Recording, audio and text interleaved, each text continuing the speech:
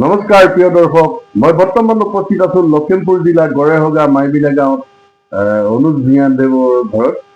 তেখেত লখিমপুৰৰ এজন সুযোগ্য সন্তান। তেখেত একেৰাহে শিশু সাহিত্য, নাটক, নাট্যকাৰ। তেখেতৰ পৰা মই কিছু কথা জানিব বিচাৰিম। নমস্কাৰ প্ৰিয় ডাঙৰীয়া, আমাৰ NEV24 ফালৰ পৰা আপোনাক স্বাগতম জনালো। নমস্কাৰ। আপুনি পোনপ্ৰথমে সাহিত্য ওপৰত আপুনি কি ক'ব বিচাৰে? আচলতে মই বৰ কম বয়সৰ পৰা সাহিত্যৰ কাৰণে চৰ্চা কৰিছিলোঁ, আৰু বিশেষকৈ মই শিশুৰ ওপৰতে বেছিকৈ লিখিছিলোঁ। আৰু বিভিন্ন বাতৰি কাকত বা আলোচনী আদিত মই শিশুৰ ওপৰত লিখোঁ। কেৱল মাত্ৰ কবিতাই নহয়, গল্প আৰু তেওঁলোকৰ বিভিন্ন মনৰ কথাৰে মই বিভিন্ন সময়ত বাতৰি কাকতসমূহত মই লিখা আগবঢ়াইছোঁ।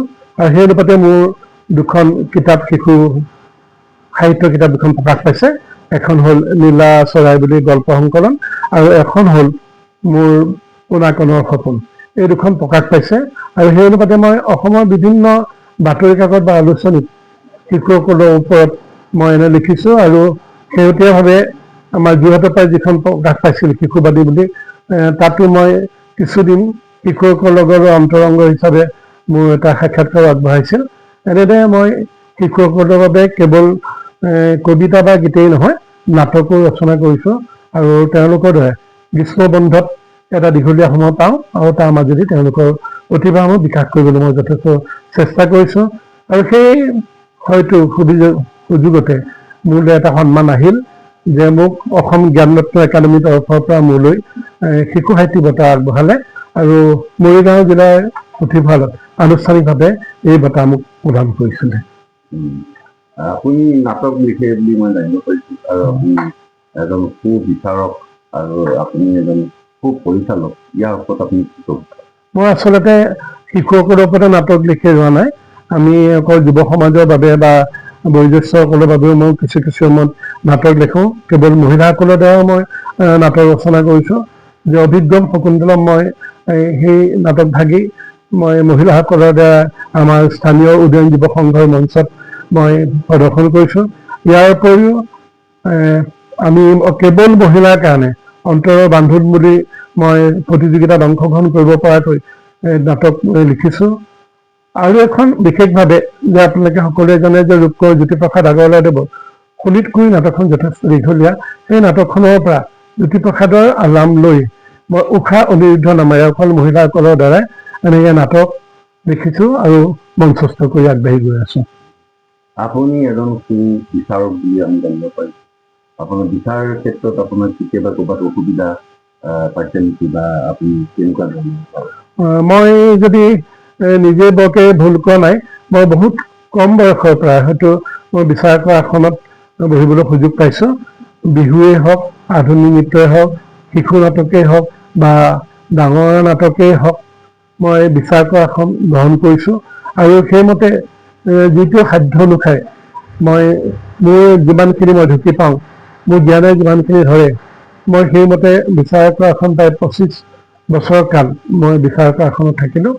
আৰু চিলাপথাৰৰ পৰা একেবাৰে অৰুণাচল আৰু বিশ্বনাথ চাৰিআলিলৈকে এটা দীঘলীয়া যাত্ৰা মই বিচাৰকৰ আসনত অধিষ্ঠিত হৈছোঁ।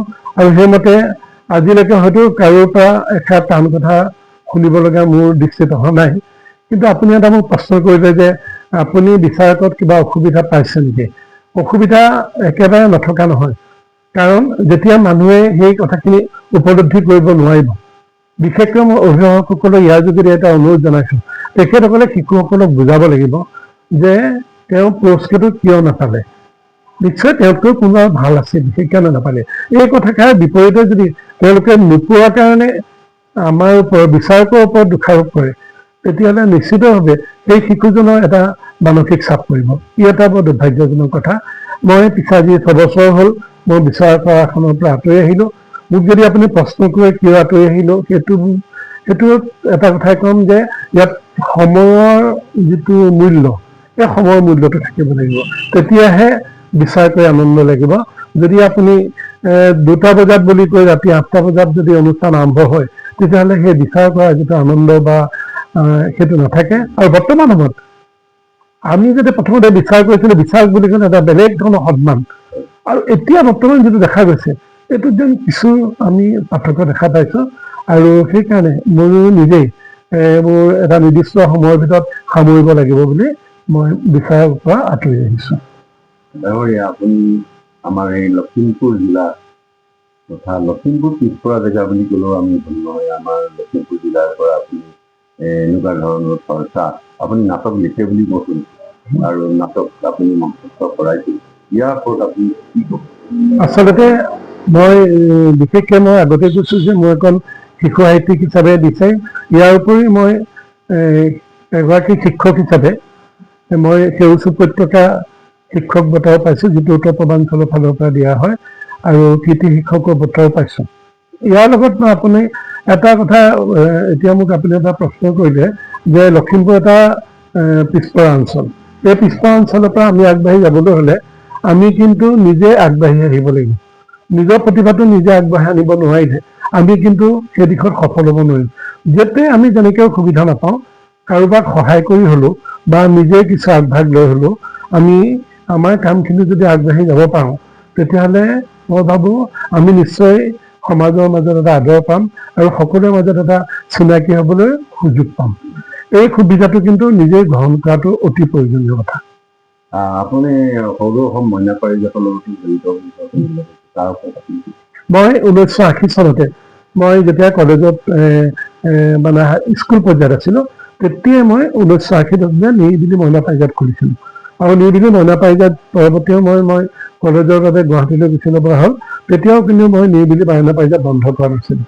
আৰু মই শিশুসকলক মই সেই সময়তে আচলতে শিশুৰ ওপৰত লিখা মোৰ বেছি অনুভৱ আহিল। আপোনালোকক হয়তো মই সময় হোৱাহেঁতেন দেখুৱাব পাৰিলোহেঁতেন।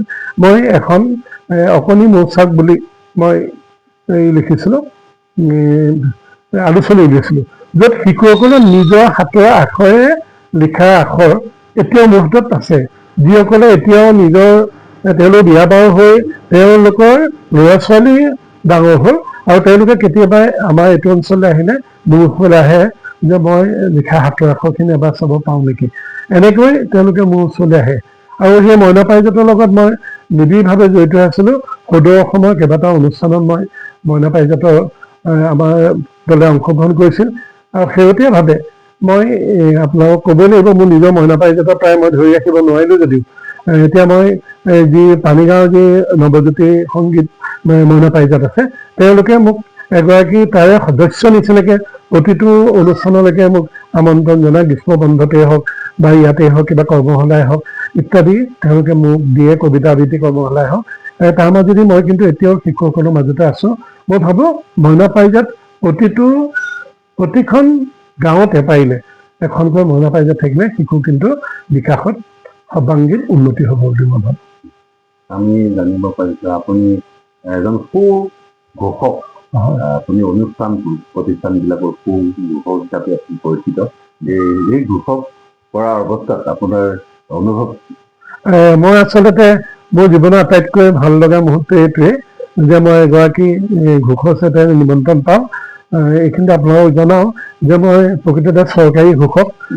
মই 26 জানুৱাৰী 15 আগষ্টত বা লখিমপুৰলৈ যদি কোনোবা ধৰক মন্ত্ৰী মহোদয় বা মুখ্যমন্ত্ৰী মহোদয় তেনেকৈ কোনোবা বিশেষ ব্যক্তি আহিলে আমাক উপায়ুক্ত মহোদয়ে আমাক আমন্ত্ৰণ দিয়ে, আৰু সেইমতে আমি গৈ মোৰ লগত সহযোগীও থাকে কেতিয়াবা, আৰু কেতিয়াবা অকলেও কৰিব লগা হয়। যেনে ধৰক লেপটপ অনুষ্ঠান বিতৰণ হ'লে তেতিয়া অকলেই হৈ যায়। আৰু বিশেষকৈ মোৰ অতি জীৱনৰ আনন্দিত মুহূৰ্ত হ'ল মই যেতিয়া লখিমপুৰ মেডিকেল কলেজৰ যেতিয়া শুভ উদ্বোধন আছিলে, সেই অনুষ্ঠানত মই এগৰাকী ঘোষক আছিলোঁ। আৰু আমাৰ সোলালত যিখন স্পৰ্টছ অথৰিটি অফ ইণ্ডিয়া, সেই অনুষ্ঠানত মই এগৰাকী ঘোষক হিচাপে থাকিবলৈ পৰাটো মোৰ আটাইতকৈ আনন্দৰ দিন। কিয়নো সেইদিনা তাত কেইবাজনো কেন্দ্ৰীয় মন্ত্ৰী তাত উপস্থিত আছিল, আৰু অসমৰ মাননীয় মুখ্যমন্ত্ৰী মহোদয়ৰ পৰা আৰম্ভ কৰি বিভিন্ন ধৰণৰ মন্ত্ৰী মহোদয়সকল আছিল। তেখেতসকলৰ সন্মুখত আপুনি কোৱাৰ দৰে কি অনুভৱ হয়, অনুভৱটো কিন্তু আপোনাক মই প্ৰকাশ কৰিব নোৱাৰোঁ। কাৰণ আমি ইমান সতৰ্ককৈ থাকিব লাগে, ইমান সাৱধানে থাকিব লাগে, যাতে আমাৰ মুখৰ পৰা আৰু সহজতে যাতে কোনো ধৰণৰ মানে বেলেগ সেই অনুষ্ঠানটোৰ বিপৰীতে যাতে কোনো ধৰণৰ মানে বিপৰীত বুলি নহয়, যাতে কোনো ধৰণৰ আমাৰ বেলেগ শব্দ প্ৰয়োগ নহয়, অতি সাৱধান থাকিব লাগে। আৰু ই এটা সজাগতা, সচেতনতা আৰু নিজক নিয়ন্ত্ৰণ কৰা একমাত্ৰ উপায় ঘোষক হিচাপে থাকিবলৈ পৰাটো। মই চৰকাৰী ঘোষক হিচাপে থাকিবলৈ পাই মই আনন্দিত হৈছোঁ।